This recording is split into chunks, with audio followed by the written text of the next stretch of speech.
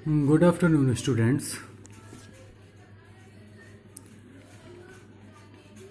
मैं मोहित मैंग प्रकाश आज फिर आपको अपने यूट्यूब चैनल पर आपको जीव विज्ञान शिक्षण के बारे में पढ़ाऊँगा।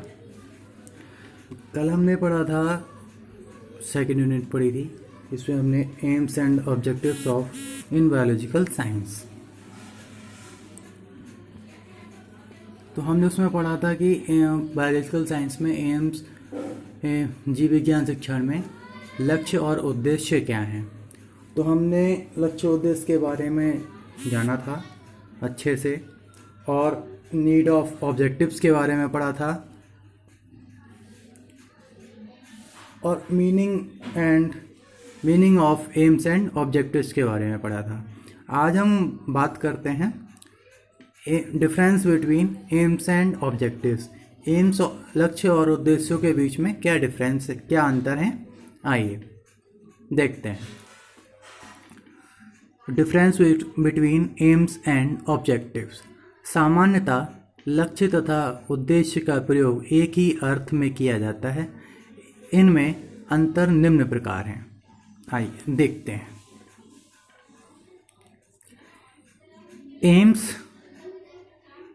Aims is a general declaration of intent which gives direction to a teaching program. Objectives में देखते हैं। Objectives में पहला पॉइंट क्या है कि objective is a particular point in that direction.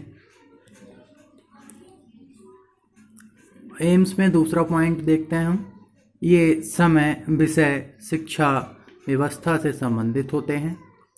Aim is an answer to the question of why a subject is taught. Objective में देखते हैं, ये प्रायः उपविषय तथा विभिन्न प्रकरणों पाठ से संबंधित होते हैं। It is an answer to the questions of what will be achieved after the teaching of that topic. तीसरा पॉइंट, ये अनिश्चित तथा अस्पष्ट होते हैं। एम्स कैसे होते हैं? ये अनिश्चित और अस्पष्ट होते हैं। ऑब्जेक्टिव कैसे होते हैं? ऑब्जेक्टिव्स ये प्रायः निश्चित तथा स्पष्ट होते हैं। अब एम्स में चौथा पॉइंट हम देखते हैं, ये एक प्रकार के आइडियल्स हैं जिन्हें पूर्ण रूप से प्राप्त नहीं किया जा सकता है। एम्स क्या है? एम्स एक प्रकार के आइडियल्स हैं जिन्हें पूर्ण रूप से प्राप्त नहीं किया जा सकता। उद्देश्य क्या है? ये प्राप्त किए जाते हैं। अगला पॉइंट देखते हैं, लक्ष्य की पूर्ति के लिए सभी विद्यालय, समाज तथा राष्ट्र उत्तरदायी होता है। उद्देश्यों की पूर्ति अधिकतर शिक्षक का उत्तरदायित्व माना जाता है। यहाँ पर हर किसी का अलग अलग उत्तरदायित्व है।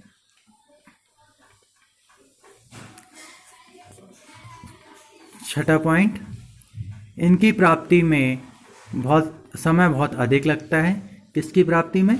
लक्ष्यों की प्राप्ति में समय बहुत अधिक लगता है। उद्देश्यों में देखते हैं,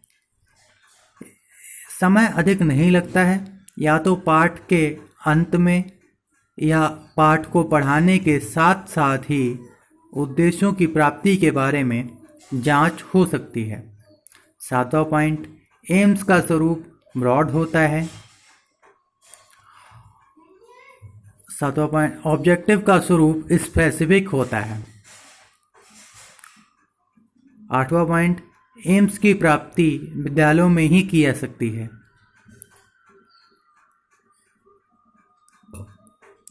ऑब्जेक्टिव्स को विद्यालयों द्वारा ही प्राप्त किया जाना संभव नहीं है। लास्ट पॉइंट, शिक्षा के उद्देश्य एम्स प्रत्येक विषय से प्रत्येक विषय के एक से होते हैं, जबकि ऑब्जेक्टिव्स विषय की प्रकृति के अनुरूप बदल दिए जाते हैं। तो हमने एम्स और ऑब्जेक्टिव्स में डिफरेंस के बारे में पढ़ा था। अब हम बात करते हैं AIIMS of teaching in biology. जीव विज्ञान के शिक्षण में के लक्ष्य क्या हैं? ये निम्न है, आइए देखते हैं। पहला लक्ष्य है जीव विज्ञान के प्रयोगात्मक मूल्य की प्राप्ति का लक्ष्य। दूसरा सामाजिक लक्ष्य। तीसरा सांस्कृतिक लक्ष्य। चौथा अनुशासन संबंधी लक्ष्य। पांचवा बौद्धिक विकास संबंधी लक्ष्य। छठा चरित्र निर्माण का लक्ष्य। सातवां जीविकोपार्जन तथा व्यावसायिक लक्ष्य। आठवां आनंद प्राप्ति व अवकाश के सदुपयोग का लक्ष्य। नवा अन्य विषयों के अध्ययन तथा आगामी शिक्षा प्राप्ति में सहायक। ये इसके लक्ष्य हैं। जीव विज्ञान शिक्षक का उत्तरदायित्व है कि वह उपयुक्त लक्ष्यों के अनुकूल आवश्यकतानुसार जीव विज्ञान के विभिन्न प्रकरणों से संबंधित उद्देश्यों का निर्माण करे, साथ ही उसे इन पूर्व निर्धारित उद्देश्यों की प्राप्ति हेतु क्या क्या कदम उठाने चाहिए, इसके लिए एक पूर्ण योजना बनाए। अब आगे हम इसी को आगे लेके चलते हैं। शैक्षिक उद्देश्य तथा शिक्षण उद्देश्य की परिभाषाएं।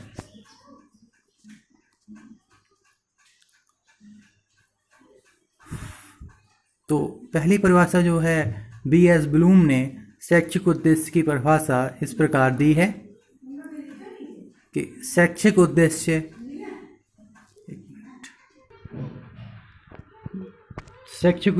वह लक्ष्य मात्र ही नहीं होते हैं जिनकी सहायता से पाठ्यक्रम को निर्मित किया जाता हो एवं अनुदेशन के लिए निर्देशन किया जाता हो, बल्कि यह मूल्यांकन की तकनीक की रचना के विशिष्टीकरण में भी सहायक होता है।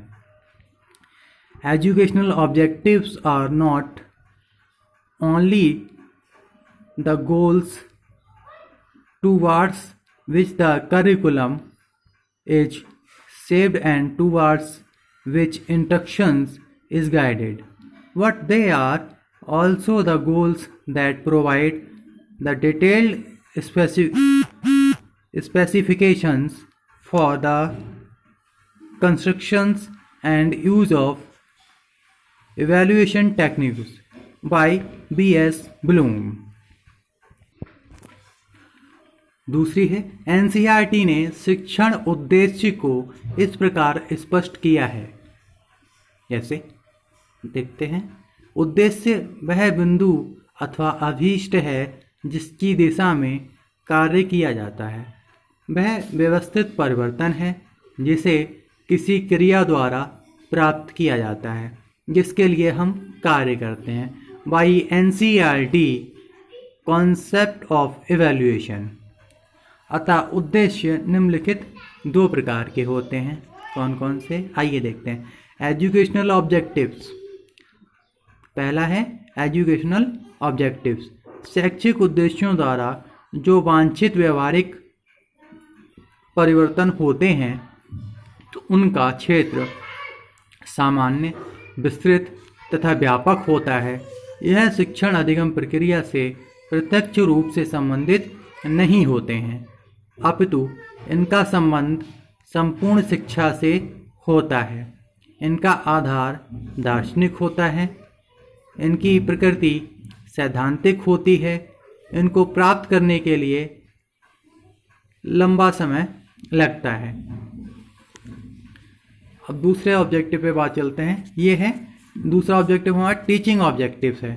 टीचिंग ऑब्जेक्टिव कैसा है, आइए देखते हैं। शिक्षण उद्देश्यों द्वारा जो वांछित व्यवहारिक परिवर्तन होते हैं उनका क्षेत्र निश्चित, विशिष्ट तथा सीमित होता है। यह शिक्षण अधिगम प्रक्रिया से प्रत्यक्ष रूप से संबंधित होते हैं। इनका आधार मनोवैज्ञानिक होता है, और इनकी प्रकृति व्यवहारिक तथा क्रियात्मक होती है। इनकी प्राप्ति विद्यालय में शीघ्र ही हो जाती है। यही हमारे टीचिंग ऑब्जेक्टिव्स हैं। आगे का हम कल पढ़ेंगे।